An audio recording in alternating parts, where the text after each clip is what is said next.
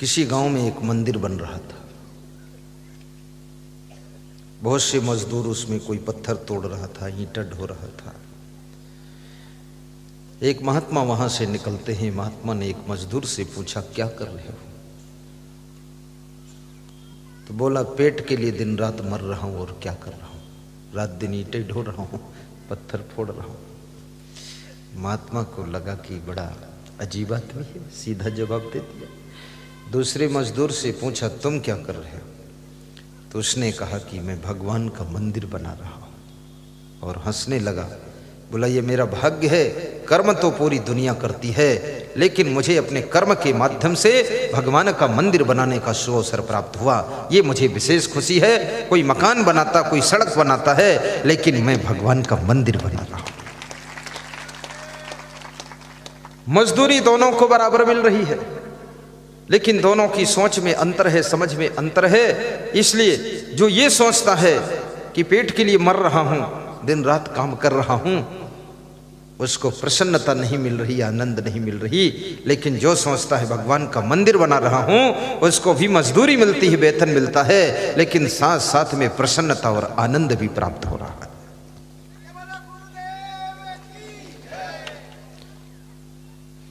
कहते हैं अगर तुमने पूजा को कर्म बना लिया तो आपकी पूजा व्यर्थ हो जाती है, लेकिन अगर कर्म को पूजा जैसा पवित्र मन से आपने करना शुरू कर लिया तो आपका कर्म भी पूजा जैसा फल देने लग जाता है। इसलिए हमारा कर्म हो सेवा, हमारा धर्म हो सेवा, इस फार्मूले को लेकर चलना। सेवा हमारा कर्म है, सेवा हमारा धर्म है। तो आइए पहला प्रश्न हल करता हूं।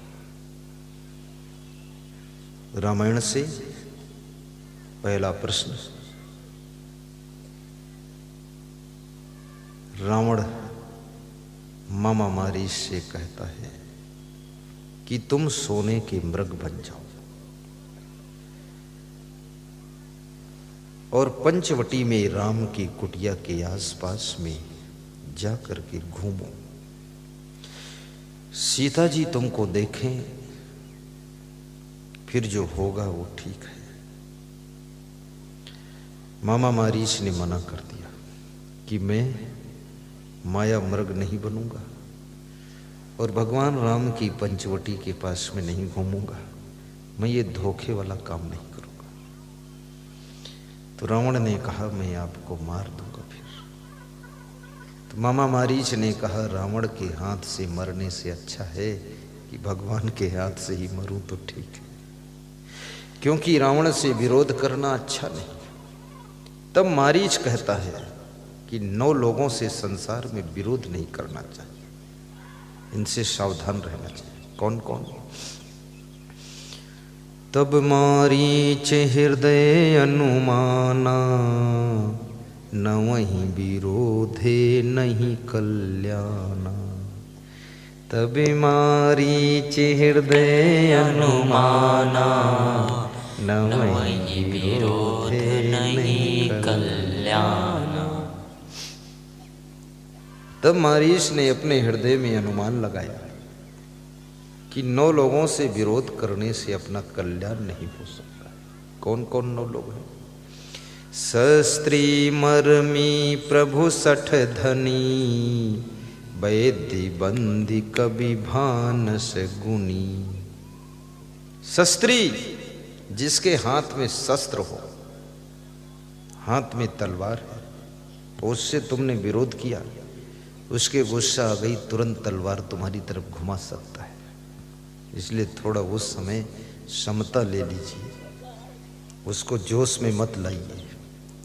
मर्मी दूसरा जो तुम्हारा मर्म जानता है, भेद जानता है, उसको विरोधी नहीं बनाना चाहिए।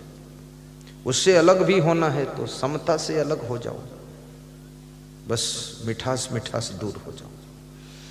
कहते हैं मित्र को जब छोड़ना हो तो बिना वाद विवाद किए हुए धन्यवाद देकर दिल से छोड़ दीजिए। अगर आपका मित्र धोखेबाज है, मित्र गलत है, छोड़िए, लेकिन झगड़ा करके मत छोड़िए। क्योंकि वो मित्र आपकी बहुत सी गहराइयों के मर्म को जानता है।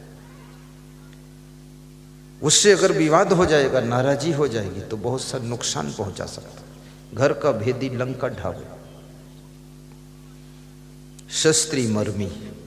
प्रभु प्रभु कहते हैं स्वामी को, जो आपके इष्ट देव हैं, भगवान हैं, गुरुदेव हैं, जो पूजनीय हैं, उनसे कभी विरोध मत करो।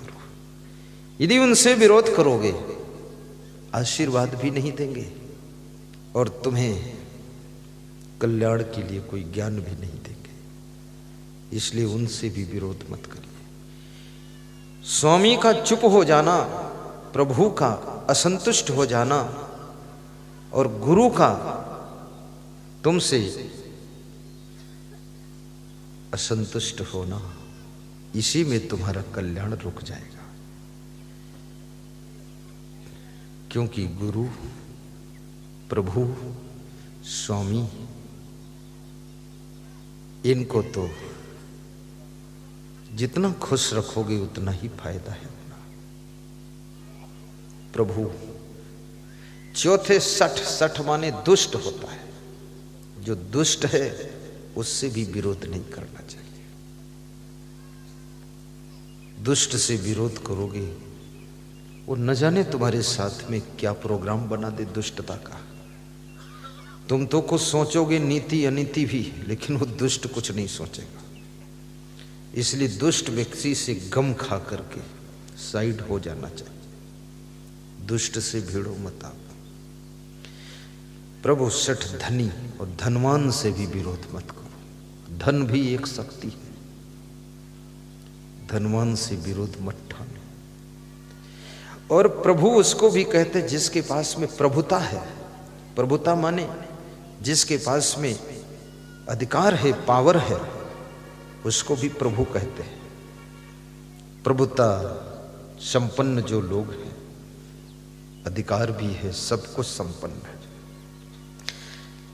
एक व्यक्ति किसी नेता की निंदा करता था।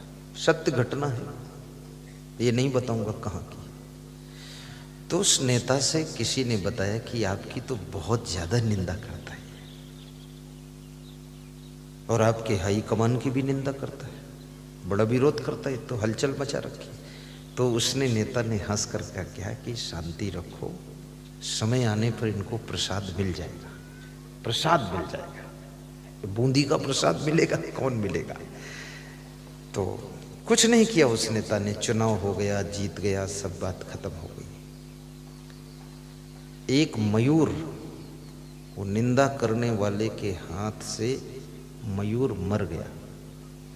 उस मयूर के नाम से रिपोर्ट हुई, और मयूर राष्ट्र पंछी होता है, तो बहुत फर्स्ट क्लास केस बन गया। और निंदा करने वाला उसी में लटक गया, परेशान हो गया, जेल हो गई, छूटा ही नहीं। बोला इनको थोड़ा प्रसाद मिला है, और करेंगे तो बड़ा मिल जाएगा। कहां से कहां घटना चक्र घूम कर पहुंच गया। जितने बड़े लोग होते हैं वे जल्दी उलझते नहीं हैं। बड़े लोग बड़े सहनशील होते हैं, और बिना सहनशील हुए कोई बड़े बनते भी नहीं। बड़े लोगों में बड़ी गंभीरता होती है, बहुत गम खा लेते हैं। और यदि आपको बड़े बनना है तो सबसे पहले बड़े सहनशील बनो, बड़े गमखोर बनो, तो आप बड़े आदमी बन जाओगे। छोटी छोटी बात में उलझने वाले लोग, जरा जरा सी बात में गर्म होने वाले लोग, ये कभी बड़े नहीं बन सकते। बड़े बनने के लिए बड़ी सहनशीलता रखना पड़ता है। गम खाना, कोई साधारण व्यक्ति गम नहीं खा सकता है, बहुत महान लोग ही गम खाते हैं। और जो तुम्हारे घर में गम खा ले, उसको ये मत समझना कि ये डर गया इसलिए गम खाया है। बहुत बुद्धिमान व्यक्ति ही गम खाता है, और बुद्धू आदमी बिल्कुल गम नहीं खाएगा। और जो गम खा लेता है उसकी जिंदगी की गम कम हो जाती है, और जो गम नहीं खा पाता है वो स्वयं दुनिया से कम हो जाता है। इसलिए गम भी खाइए। और अपनों की गम खाना बड़ा कठिन है।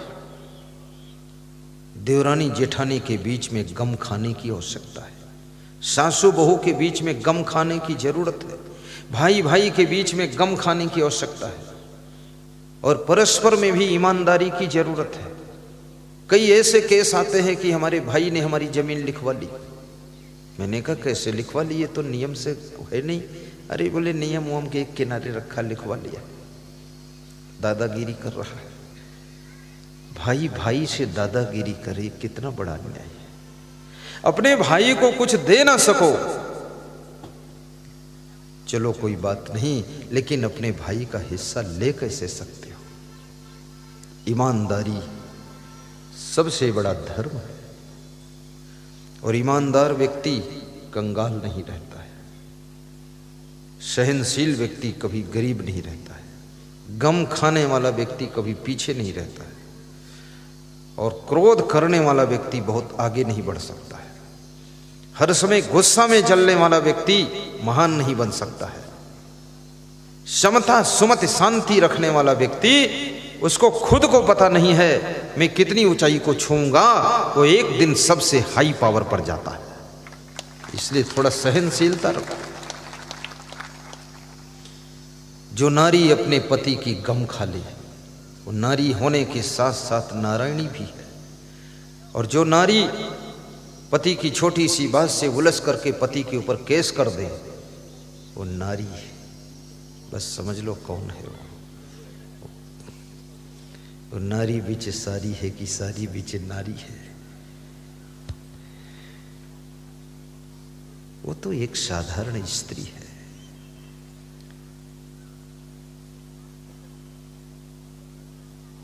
और जो पुरुष अपनी पत्नी की गम खाकर उसको निभा लेता है,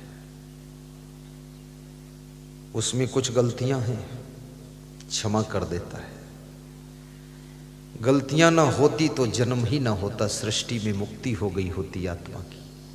तो जन्म हुआ इसका मतलब कुछ गलतियां हुई हैं, उन गलतियों का भुगतान करने के लिए जन्म हो गया। अब एक दूसरे की गलतियों को क्षमा भी करना चाहिए। बार बार गलती करे, थोड़ा दंड भी देना चाहिए, और ज्यादा ही गलती करे तो उसको त्याग भी कर देना चाहिए। हमारे साथ में संत महात्मा आते हैं, बहुत अच्छे संत लोग रहते हैं। एक बार गलती करता है तो मैं उसे कुछ नहीं कहता, 3 बार करे तो कुछ नहीं, 8 बार करे तो कुछ नहीं, 10 बार करता है तो समझाता हूँ। फिर जब बार बार करता है तो मैं उसको क्षमा नहीं करता हूँ, मैं उससे क्षमा मांग लेता हूँ।